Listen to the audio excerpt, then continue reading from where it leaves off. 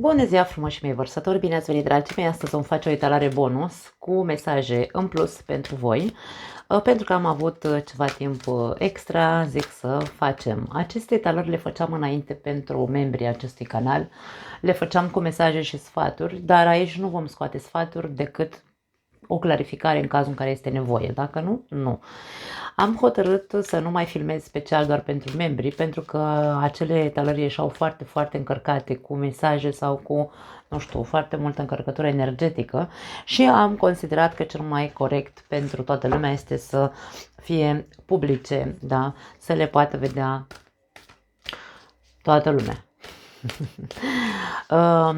Canalul de membri nu va dispărea, îl voi lăsa deschis doar pentru acel minim, preț minim, da? Pentru cei care, nu știu, aveți plăcerea să susțineți acest canal, puteți rămâne abonați în continuare, doar dacă vreți, bineînțeles, nu este nimic obligatoriu. Bun, avem 3 seturi de oracol și un set de cărți cu mesaje. Așadar, să vedem, vom scoate 3 mesaje din fiecare set și vom vedea înspre ce nucleu se centrează, să spunem așa, pentru că la toate zodiile a ieșit etalarea centrată, toate mesajele și-au centrate într-un singur sens. Să vedem și la voi ce mesaje extra mai avem, dragii mei, pentru toți cei care aveți Soare, Luna, Ascendent sau Venus, bineînțeles, în Vărsător. Începem cu acest minunat oracol. Aceste etalări nu le voi face în fiecare lună, da? Vreau să țineți cont, și nu au termen de valabilitate, de altfel niciun fel de etalare nu are termen de valabilitate pentru că în tarot nu există timpul, dar na, trebuie să facem și noi cum face toată lumea, dar eu consider că orice tip de etalare, oricând a fost postată, dacă îți atrage atenția sau rezonează cu tine titlul acelei etalări, nu doar de la mine, de pe orice alt canal, dragii mei, acolo există mesaje pentru voi, indiferent dacă a fost, nu știu, postat acum 2 ani, ca să dau un exemplu, da? Bun, hai să vedem, începem. Vărsătorii mei frumoși, care sunt mesajele bonus, extra pentru voi din acest minunat set de cărți. Să vedem, să vedem. Nu știu dacă mai aveam ceva de transmis, nu cred. Că vă iubesc, asta da. Bucură-te! Uite, un mesaj interesant. Trebuie să te deschizi către tot ce este distractiv, frumos, nu știu, care te face sau care îți aduce bucurie sau care te-ar bucura, bineînțeles. Da? Aici e vorba despre o formă de deschidere către tot ce te face, tot ce îți face inima, nu știu, să te bucuri într-un fel sau altul. Creativitate avem, nu vă lipsește vouă creativitatea, nu cred, dar vom vedea ce vrea să ne spună de fapt. Și forța, interesant, mesaje foarte diferite și libertate avem, wow, ok. Pentru unii dintre voi, probabil că aici este vorba despre ce vor să-ți transmită ca mesaje extra pentru tine. Este conștiința, să spunem așa, pe care trebuie să o ai sau să, nu știu, hai să zicem așa, să fii conștient că practic cuvântul care pe tine te reprezintă este libertatea. Nu vorbim de libertate, vai Doamne, nu știu, dacă ești într-o relație, lasă-ți relația, familia și tu fii liber ca pasărea cerului. Nu. E vorba despre a fi o persoană liberă în a se exprima cum vrea, să aibă libertate, să-și dea voie, în primul rând, da? Deci aici e vorba de a-ți da voie tu, să te exprimi cum vrei, să creezi într-un fel sau altul, pentru că avem mesajul de creativitate, să-ți creezi în așa fel în viața, da? Sau circumstanțele din viața ta să fie create de tine în așa fel încât să fie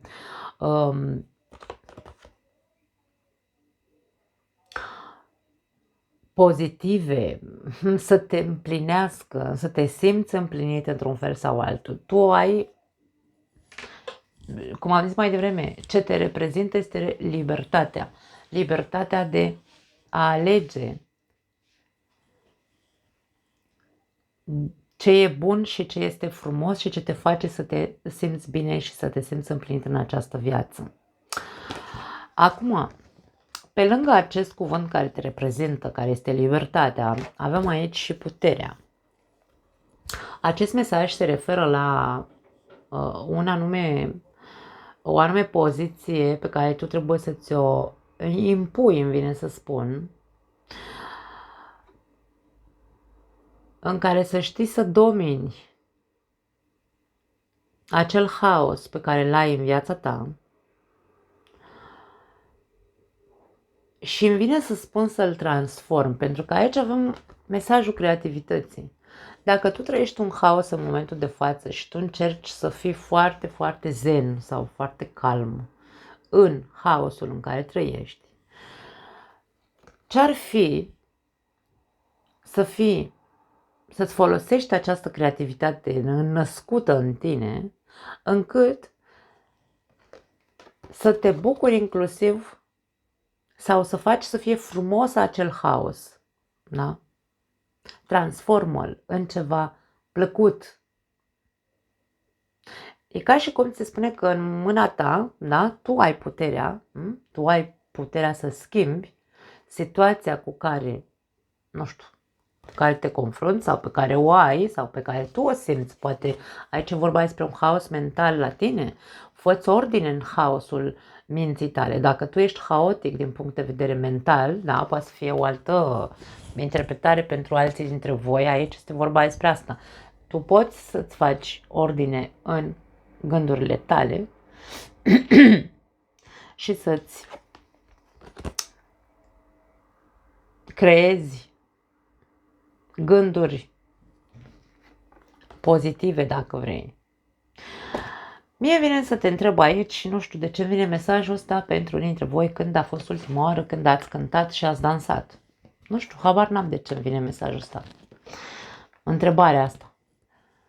Când a fost ultima oară când ți-ai dat voie să te duci, nu știu, nu neapărat la discotecă, dar uite, fă acasă un chef, nu știu. Când ai dansat ultima oară? Când ai cântat ultima oară? Aici avem o măicuță care n-ai să vezi măicuțe cu chitara în mână, dansând, cântând și așa mai departe.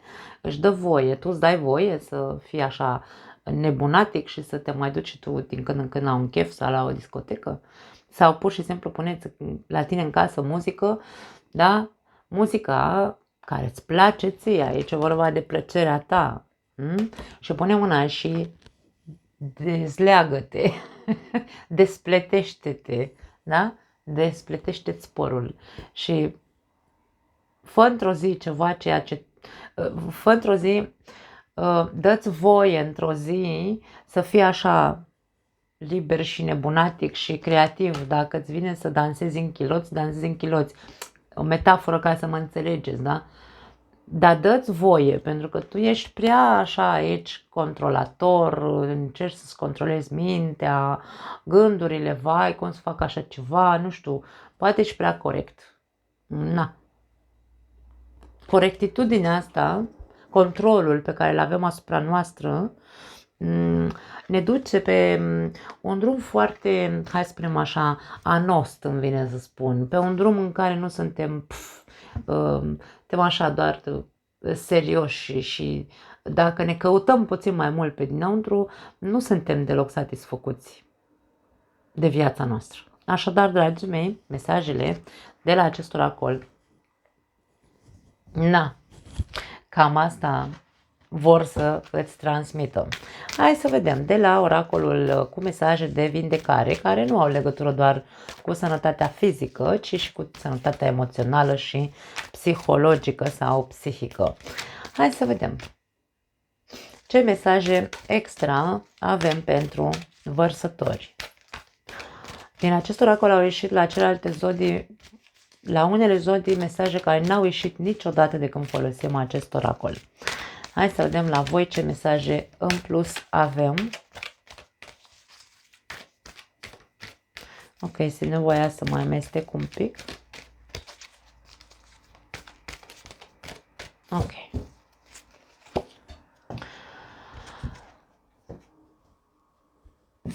E aici ca și cum să fii încrezător în propria ta persoană. Ai o persoană care stă într-o barcă și care are încredere în ea că o să ajungă undeva în această imagine. Crede în tine. Ok, spune așa, analizează. Wow, foarte tare. Nu cred că, nu mai știu dacă ai ieșit undeva acest mesaj. Analizează problema dependenței. Depinzi de ceilalți ca să facă ce ar trebui să facă. Nu, pardon. Depinzi de ceilalți ca să facă ceea ce tu ar trebui să faci pentru tine însuți. Întrebări, aveți întrebări, dragii mei? Ia uite, aici la vărsători problema este una de că tu depinzi de ceea ce fac ceilalți în loc să faci tu ce trebuie să faci, ce depinde de tine să faci. Mai înțelegi ce vreau să zic, că nu? Vindecarea este un efort solitar. Chiar dacă avem nevoie de sprijinul celorlalți în timpul acestui proces de vindecare, până la urmă și la coadă, toată treaba trebuie să o facem noi înșine. Obiectivul tău este să identifici și să modifici metodele pe care le utilizezi, le folosești pentru a descărca asupra celorlalți responsabilitățile tale personale. Wow! Da, tare mesajul, nu-mi sună să-l fi văzut la alte zodii. Așadar, ai încredere în tine sau crede în tine că tu ești în stare să iei decizii, da? Fără să depinzi de ceilalți. Nu trebuie să depinzi de ce vor ceilalți, ci de ceea ce tu vrei pentru tine. Foarte clar mesajul. Fii atent la corpul tău. Acest mesaj îmi sună că am mai ieșit și în alte dăți. Aici avem așa. Astăzi gândește-te la ceva ce corpul tău are nevoie și care probabil ieri nu avea nevoie de acel ceva. Ascultă-l, observă-l și fii foarte atent la tensiunile fizice, emoționale, mentale și psihologice din corpul tău. Răspunde-le într-un mod conștient, adică dacă corpul tău este tensionat sau mintea sau, nu știu, sufletul, da? Dacă ai tensiuni în corp, pune atenția pe acele tensiuni. Fii conștient că vin de undeva, nu, corpul nostru nu se tensionează așa singur pe degeaba de nebun. Nu, vrea să ne spună ceva. Obiectivul tău este să fii foarte atent la corpul tău în toate formele posibile. Da. Și ultimul mesaj este reflectă asupra orgoliului și a ego-ului tău.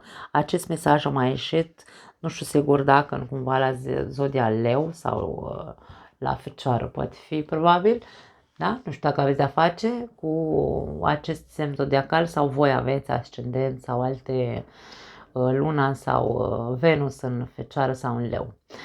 Spune așa, fii conștient că orgoliul negativ cauzează foarte multă durere și suferință în relațiile tale și în viața ta în general, mai mult decât tu îți imaginezi.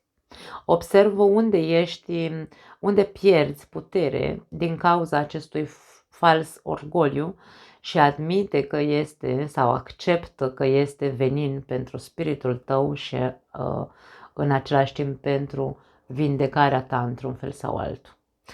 Reflectă asupra acestui orgoliu și al ego-ului tău. Dragii mei, uitați-vă, această persoană are o oglindă în mână, se uită în oglindă și are mâna așa pe piept, ca și cum, vai, cine sunt eu, vai, ce trăiesc eu, vai, nu știu, vai, probabil. La voi simt cu vai, la ceilalți n-am simțit cu vai.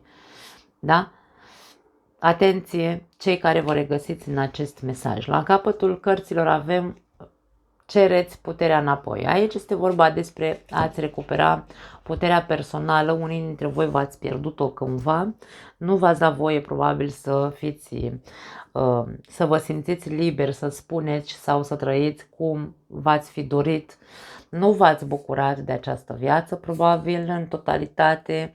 Nu ați avut puterea să vă creați viața pe care o vroiați să o trăiți. Și aici este vorba despre ați cere, ați recupera puterea personală. Și spune așa: arată un motiv pentru care tu îți pierzi puterea în fiecare zi. Și aici avem și unde mai punea despre putere.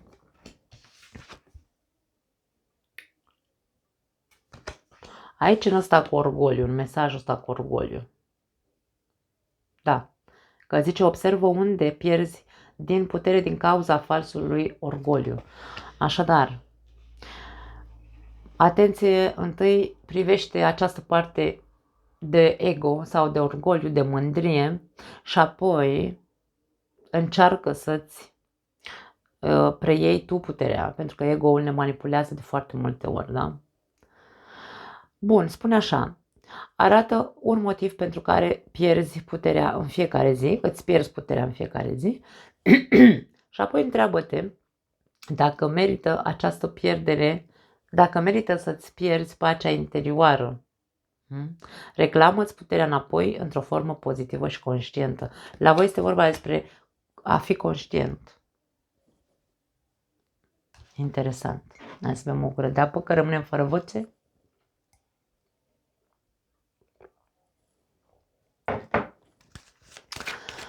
Ok, hai să vedem ce spun îngerii iubirii. Reclamă-ți puterea, cereți puterea înapoi. Avem mesajul cu puterea, forța, puterea aici.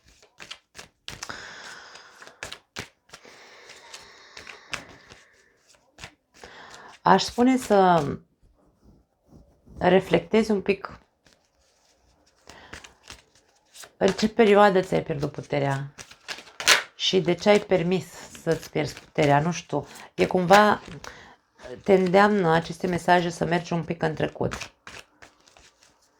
Că eu nu cred că tu ai fost așa de la început. Undeva te-ai pierdut pe drum și nu ți-ai mai dat voie să fii tu însuți. Aici cu libertatea asta de expresie și libertatea de a te bucura într-adevăr așa cum tu ți-ai fi dorit să fie viața ta. Dar ai posibilitatea să o faci. Da? Puneți mintea la contribuție aici cu creativitatea. Încearcă să îți dai voie să creezi.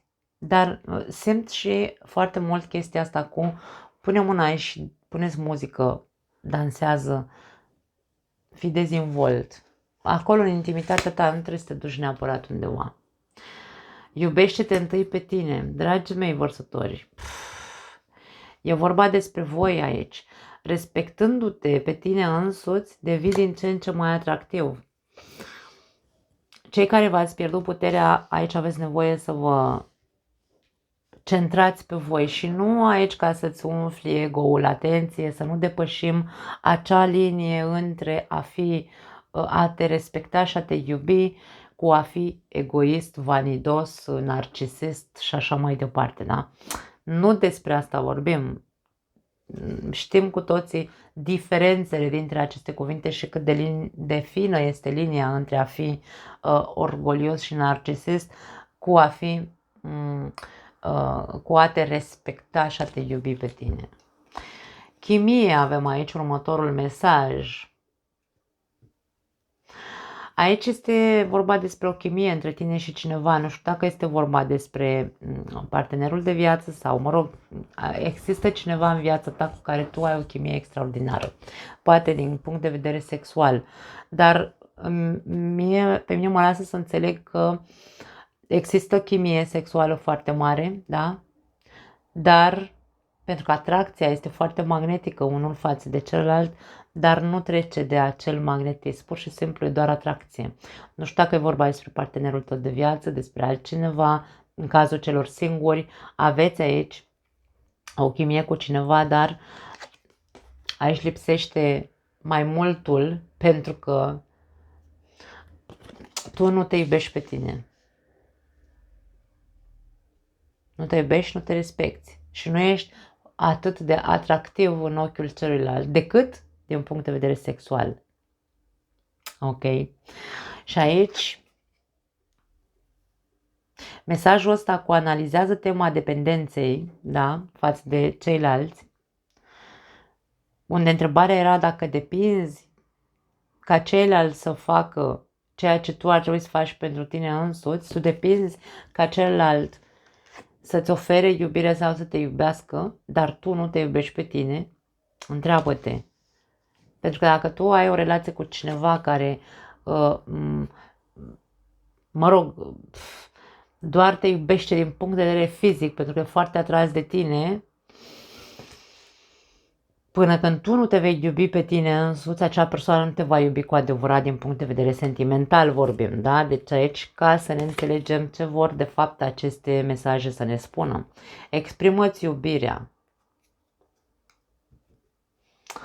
Jonaș spune să îți exprimi iubirea dacă tu iubești cealaltă persoană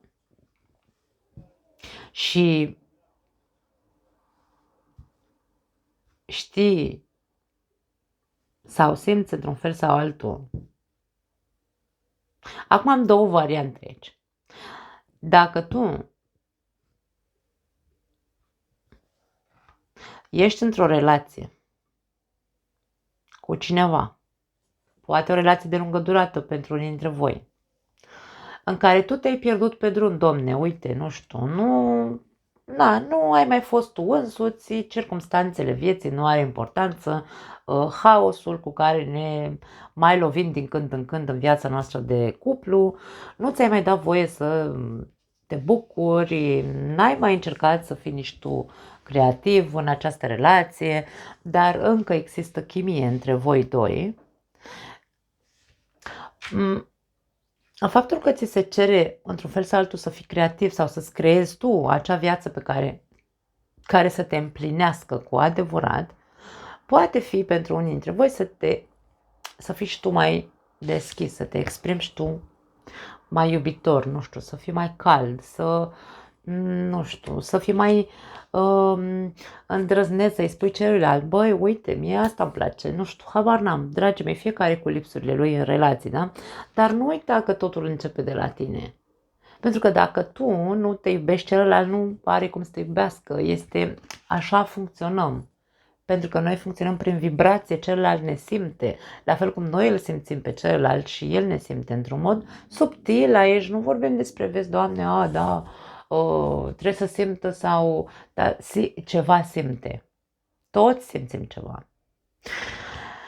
A doua variantă este că poate pentru cei singuri ar fi mai viabilă, să zicem așa, varianta asta.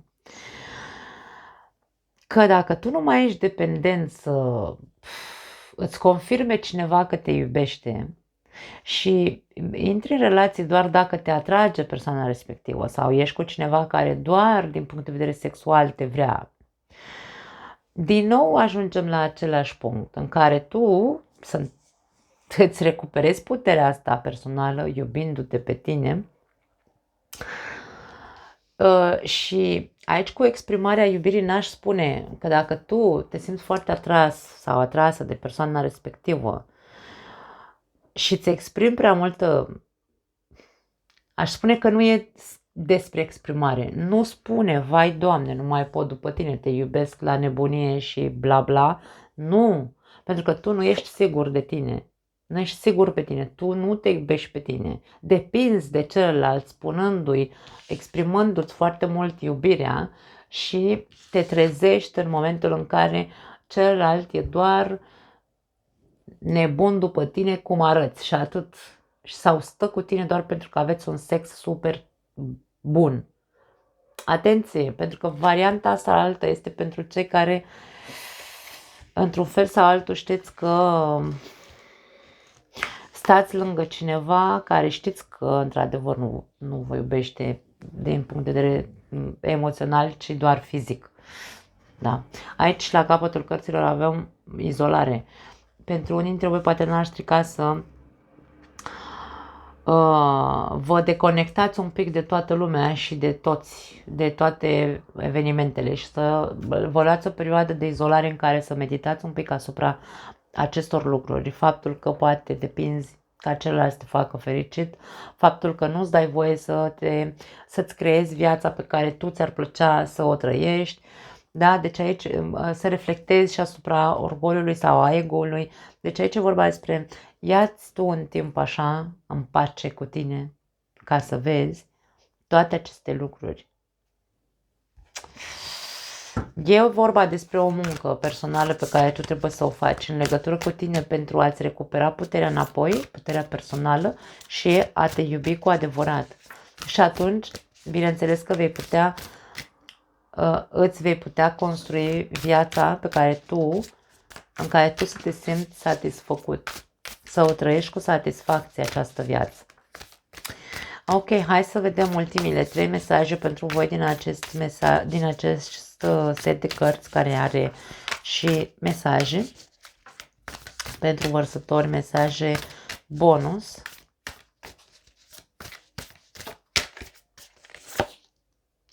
Rege de pământ avem aici. Acest rege de pământ vine cu următorul mesaj: prosperitate, sau este o persoană prosperă, generoasă și de succes. Acum, regele de pământ sau regele de monede este o persoană generoasă într-adevăr. Aici avem mesaje doar legate de prosperitate, generozitate, succes și așa mai departe. Poate ești o persoană de succes, poate din punct de vedere financiar ești stăpân pe picioarele tale, ești super ok, nu-ți lipsește absolut nimic, dar generozitatea acestui rege nu este doar materială. Adică tu poți să fii generos cu toată lumea în jurul tău, da, să ajuți pe toată lumea. Dar nu doar banul e important, îmi vine să spun. Tu nu ești o zodie de pământ, da? Aici este vorba despre o generozitate din toate punctele de vedere. Ești generos cu tine, uite, ăsta de fapt are moneda asta în mână, dar pare că e un tort așa, zici că e un tort. Da? Deci e vorba despre a fi generos, dar nu doar din punct de vedere material palpabil și nu mă refer doar la bani, fi generos și din alte puncte de vedere, da? Exprimă-ți iubirea în cazul în care asta este ceea ce ție îți lipsește. Încearcă să lucrezi pe partea asta emoțională. Vărsătorul este un semn de aer care vrea să ne spună că semnele de aer nu e că nu simt, dar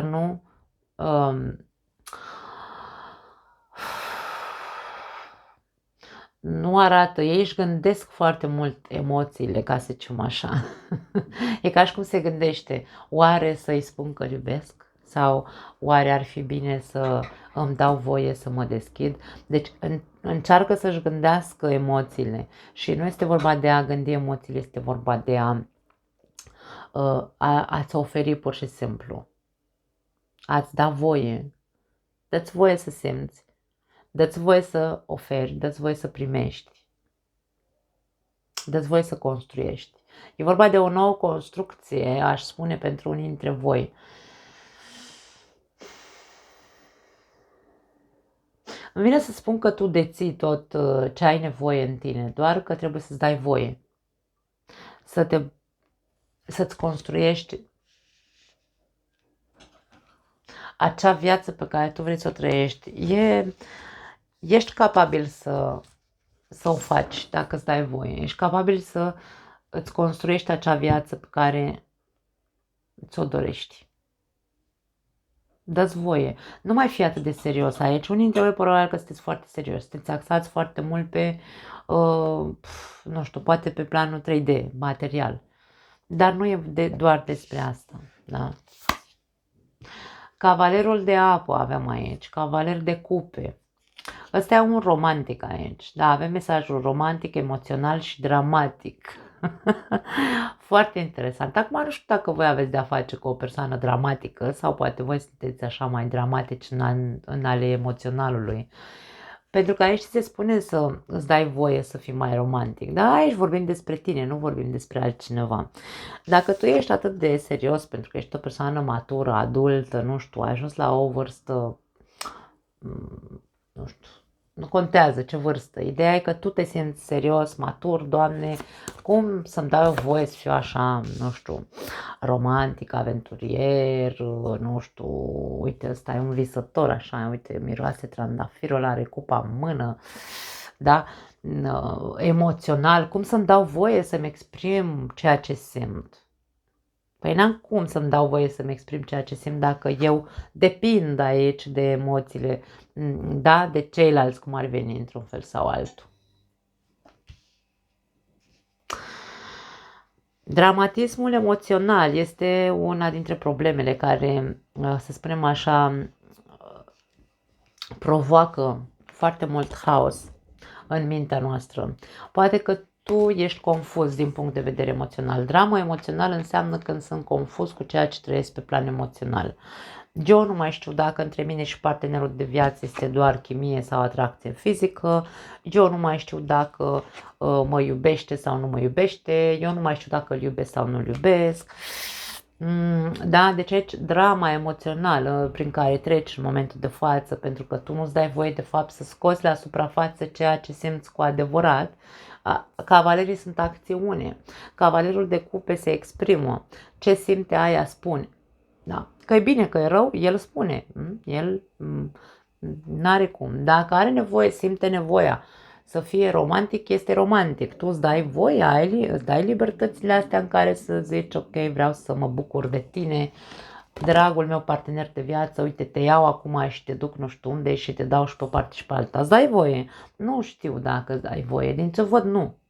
Da? Așadar, aici este vorba despre ceea ce simți sau ceea ce tu ai nevoie să simți, exprimă-l. Lasă, Doamne, iartă-mă seriozitatea. Ce contează că ai 50, 60, 40, nu știu câți ani ai. Da, ai demonstrat că ești serios, că ești persoană serioasă. Dar ce asta înseamnă? Că gata, ți-ai pus vălul pe cap și nu mai ai emoții, sentimente sau nu mai ai voie să trăiești lucruri frumoase pe plan emoțional? Sau care-i buba? Că n-am înțeles. Care-i drama ta, de fapt? Probabil că ar trebui să-ți dai seama că toată drama asta emoțională, vârtejul ăsta emoțional în care ești probabil, face ca și în mintea ta să fie un vârtej și în jurul tău să fie un haos. Doar tu ești cel care poate controla toate aceste lucruri sau le poate opri, le poate domina. Tu poți să-ți domini emoțiile nu ascunzându-le, ci exprimându-le. Da? Și încă un mesaj nou de pământ. Deci la voi este vorba despre mult pământ aici. Aici avem mesajele următoare. Satisfacție, lux și independență. Acum, dragii mei, 9 de monede este cartea independentului, celui care e pe picioarele lui, din toate punctele de vedere, celui care este liber să aleagă cum vrea să trăiască, îi place să trăiască în lux. Am o imagine foarte frumoasă aici. Avem o persoană care are părul alb, de fapt, da? Și este singură aici în curte, la ea, înconjurată de flori, înconjurată de pomi, stă la masă și are cafeluța în mână și este foarte satisfăcută de viața pe care a trăit-o, pentru că este o persoană în vârstă. Da? E ca și cum, nu contează dacă acum ai o vârstă înaintată sau dacă poate acest mesaj vine și ne spune unde te vezi peste 10 ani. Crezi că vei fi satisfăcut de ceea ce trăiești în ziua de azi peste 10 ani? Adică dacă dai, când o să ajungi la o vârstă onorabilă, să zicem, și te uiți în urmă, o să fii satisfăcut de viața pe care ai dus-o? Pentru că primul mesaj e satisfacție. Independență. Aici avem independență, libertate, iubește-te pe tine însuți, toate, reclamă-ți puterea, toate aceste mesaje vin și ne spun că este momentul ca tu să fii foarte, foarte centrat pe a încerca să îți dai voie să îți construiești viața pe care vrei să o duci, nu să te desparți, să nu ne înțelegem greșit, să înveți să te exprimi, să înveți să spui ce-ți dorești. Pentru unii dintre voi, dacă aici e vorba despre o despărțire cu această carte de izolare, dragii mei, voi nu e vorba de desparte-te, e vorba de ia-ți un timp pentru tine să meditezi. A te izola înseamnă a medita asupra problemelor pe care le ai, dacă e vorba despre o relație cu probleme, ca tu să poți să iei o decizie, ca tu să-ți dai voie ca liber, persoană liberă pe planeta asta, să ia decizia pe care crede că este cea mai bună pentru el, da? Acum,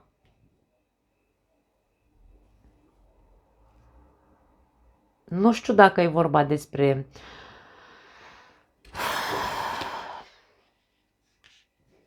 a te mai uita la părerile celorlalți, pentru că primul mesaj de aici este să contezi cu tine, să ai încredere în tine.